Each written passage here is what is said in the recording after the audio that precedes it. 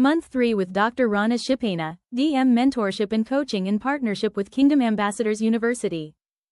Welcome to the Dr. Rauna Shipena DM Coaching and Mentorship Program in partnership with Royal Ambassador University. Join a transformational journey built on one principle, theory forged into practice. Over 6 months, you'll engage in coaching, online mentorship, simulated boardrooms, and executive-level development. We cover executive leadership, corporate governance, ethical decision-making, financial literacy, and AI, strategic management, and the transition to board-level thinking.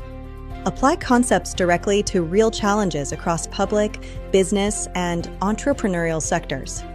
Hold executive certification and lead at a higher strategic level. Welcome to your leadership transformation. Welcome to The Explainer. Today, we are diving deep into what it takes to go from manager to a true executive leader. We're going to map out a 6-month journey that's designed to completely reshape how you think, how you lead, and how you influence. So let's get right into it.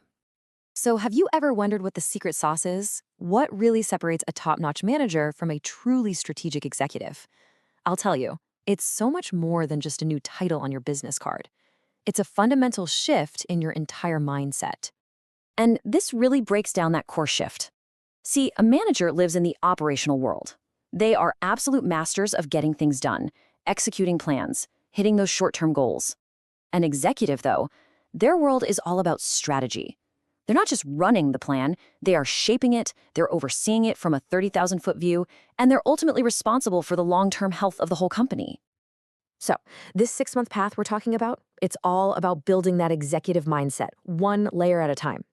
The best way to think about it is like you're building a house. First, you got to pour a solid foundation, right? That's your self-awareness. Then you build a framework with things like strategy and presence. And finally, you put your own unique stamp on it, your identity and your plan for the future. Okay, so let's get into Act 1. This is all about the internal work, and it's built on a really simple but powerful principle. You can't effectively lead a huge organization if you don't truly know how to lead yourself first. This part right here is the absolute bedrock for everything else to come. And this quote from Dr. Rauna Shipena just nails it, doesn't it? Leadership maturity really does start with looking in the mirror. And let me be clear, self-awareness isn't some soft skill. No, it is the strategic starting point for your entire executive career. So the first big project, or what we call a capstone, is all about creating your personal leadership blueprint. Now, this isn't a test you can pass or fail. Think of it more like a deep discovery mission. You'll do a self-assessment, you'll map out a 3-year career vision, and you'll even get 360-degree feedback to see how you're perceived by others. All of this gets poured into your own personal development plan, your custom roadmap for growth. Okay, once that foundational blueprint is in place, month 2 comes in and adds this incredibly crucial layer, emotional intelligence. This is where we shift from just knowing who you are to understanding how you lead, especially when the heat is on. It's all about mastering your own responses in those high-stakes moments. For the next capstone, you're going to write a 2,000-word reflection paper. But this isn't some dusty academic essay. You'll take a real-life leadership challenge you've actually faced, and you'll dissect it. Your actions, your emotional triggers, your responses. It's all about proving you can apply emotional intelligence strategically, right when it matters most. All right, on to Act 2. You've built that solid internal foundation, and now the focus is going to shift outward. It's time to start mastering the tools you need to guide the entire organization, and of course, it's people. In month 3, we tackle a concept that is absolutely non-negotiable for an executive: strategic governance. This isn't about being in the weeds and micromanaging. It's about creating the systems of control and accountability that steer the whole ship. Honestly, this is probably the biggest difference between managing a department and leading an entire enterprise. And you don't learn something like this from a textbook, right? You learn it by doing. So the third capstone is a hands-on mini project where you'll lead a real strategic improvement. The key here isn't just getting the project done, it's about reporting on it from an executive's vantage point. What were the high-level lessons? What are the implications for the whole organization? You're thinking like a leader, not just a manager. Okay, so you've got the self-awareness, you've got the strategic tools, but now, in month 4, we focus on something that's just as vital: executive presence. This is all about how you show up, how you walk into a room, how you communicate, and ultimately, whether you inspire confidence and trust. And the capstone for this month? It's the ultimate test of that presence, a simulated boardroom presentation. You're in the hot seat. Because in the executive world, your brilliant ideas are only as good as your ability to sell them. You'll be assessed on your clarity, your confidence under fire, and your ability to navigate the tough questions, all while keeping every stakeholder in mind. It's a core executive skill. And that brings us to the grand finale, Act 3. This is where you pull every single thing we've talked about together. You're going to synthesize all your new skills to really define your unique value as a leader, and then create a concrete plan to go out there and make your mark on the world. In month 5, we zero in on your personal brand. Because let's be real, at the executive level, your reputation is everything. It walks into the room before you do. It's not just about being good at your job anymore. It's about intentionally shaping how people perceive you. Your brand is your currency, and it's what quietly tells everyone whether or not you can be trusted. But a strong brand needs proof, right? Tangible assets. So the 5th capstone is all about building that portfolio. You'll actually draft a thought leadership article to show off your expertise. You'll completely reframe your CV so it speaks the language of the C-suite, and you'll optimize your digital footprint to attract those high-level opportunities you're aiming for. And then we hit the final month. This is the culmination of everything. It's where your self-awareness, your strategic toolkit, and your powerful personal brand all merge into one single forward-looking vision. Your final deliverable is the ultimate proof that you've made the transformation. You're going to develop and present a full-blown, comprehensive 3 to 5 year strategic vision for an organization. This isn't just a homework assignment. This is you on a stage demonstrating that you are 100% ready to lead at the very highest level. So let's just quickly recap the whole journey. It's a really logical progression, right? You start inside by building self-awareness and mastering your emotions. Then you turn your focus outside, learning to apply strategic governance and develop that crucial executive presence. And finally, you pull it all together by crafting your unique brand and charting your course for future impact. So when you think about it, the end of this 6-month program is really just the beginning of your next chapter as a leader. You've got the roadmap. The only question left is, what's your first step going to be? Welcome to the Month 3 capstone. This month we transition from daily tasks to big picture leadership. Our goal is to understand how your decisions affect the entire organization as a system, moving beyond just your job description. You'll need your required reading for practice, including Governance in Crisis and the 53 million question. In parts 1 and 2, you'll map your organization's strategy and identify solutions for major strategic problems. Next, we'll analyze governance failures and reflect on your personal shift towards strategic habits. Your final submission will be your strategic leadership portfolio, combining all 4 parts into one powerful growth document. Get your books at recesstore.com. Let's begin thinking like the leaders you are meant to be. See you in the module. You know, in today's world, technology isn't just a tool anymore, is it? It's really the engine of growth. But here's the big question. Are you just managing that engine, or are you truly governing its direction? And that right there is the critical distinction we're going to dive into today. We're talking about how senior leaders can make sure every single dollar spent on tech drives real, measurable value for the organization. This quote, wow, it really hits the nail on the head, doesn't it? It points to this massive blind spot in so many boardrooms, and we see it all the time. Companies pour millions into new systems, into these big digital transformations. But then, when the board asks that simple question, so how did this investment actually make us more competitive? The answers are often, well, they're pretty vague. It's this huge disconnect that just quietly drains resources and completely stalls progress. So, does this sound familiar? I mean, think about your own organization for a second. Have you ever sat in one of those meetings, you know the one, where you're discussing a huge IT spend, but there's no clear line back to actual business value? Or have you seen those new systems roll out and they just feel like, I don't know, expensive toys rather than real strategic game changers? If you're nodding along, then yeah, you've felt that governance gap we're here to talk about closing. Okay, so that feeling of disconnect, it's not just in your head. It's actually a symptom of a much, much deeper issue. So let's peel back the layers here and really get to the bottom of why these huge investments so often fail to deliver. And you know what?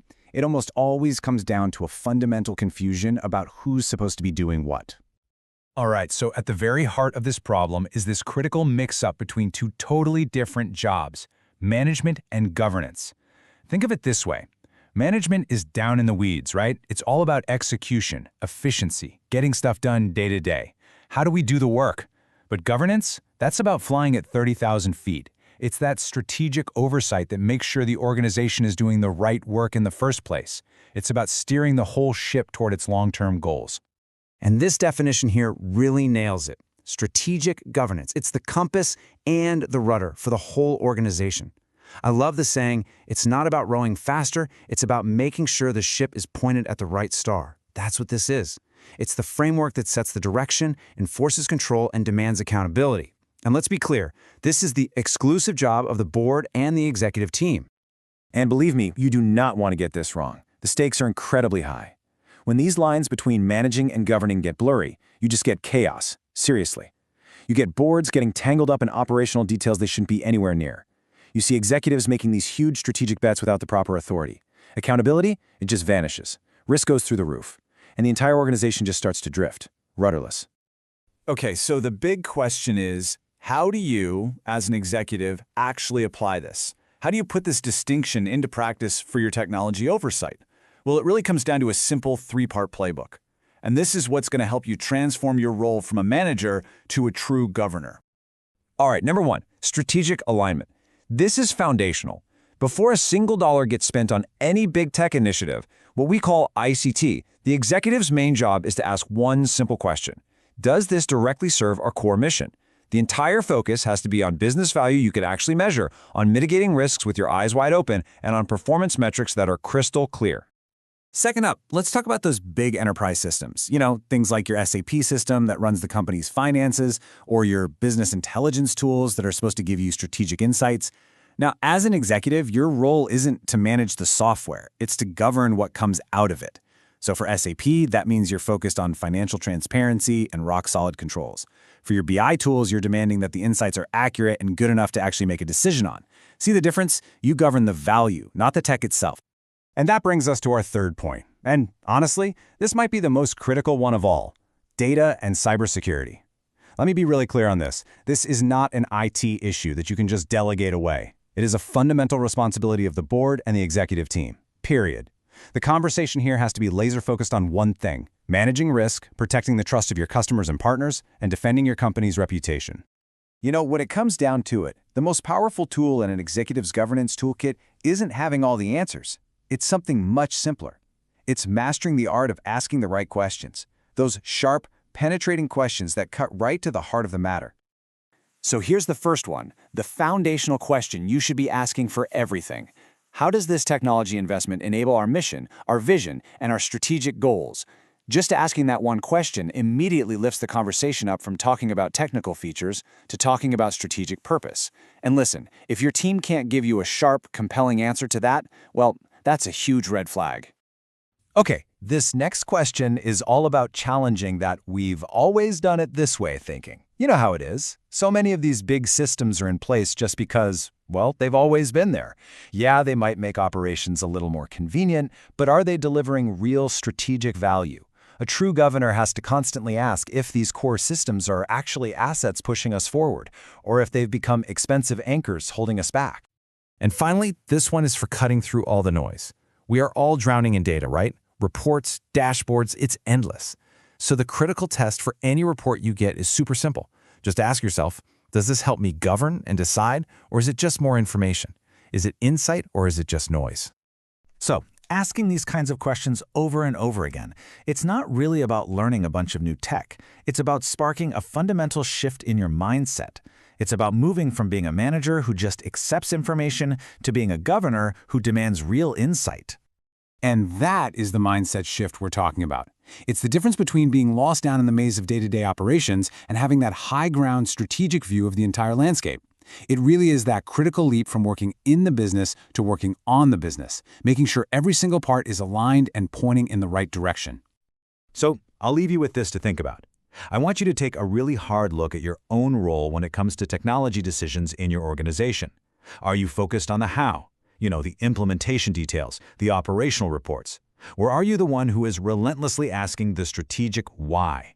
Because in the end, that discipline is the difference between just managing your technology and truly governing its future.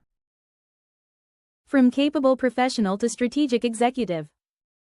Welcome to the Month 3 capstone. This month, we transition from daily tasks to big picture leadership. Our goal is to understand how your decisions affect the entire organization as a system, moving beyond just your job description. You'll need your required reading for practice, including Governance in Crisis and the 53 million question. In parts 1 and 2, you'll map your organization's strategy and identify solutions for major strategic problems. Next, we'll analyze governance failures and reflect on your personal shift towards strategic habits. Your final submission will be your strategic leadership portfolio, combining all 4 parts into one powerful growth document. Get your books at recesstore.com. Let's begin thinking like the leaders you are meant to be. See you in the module. Thank you.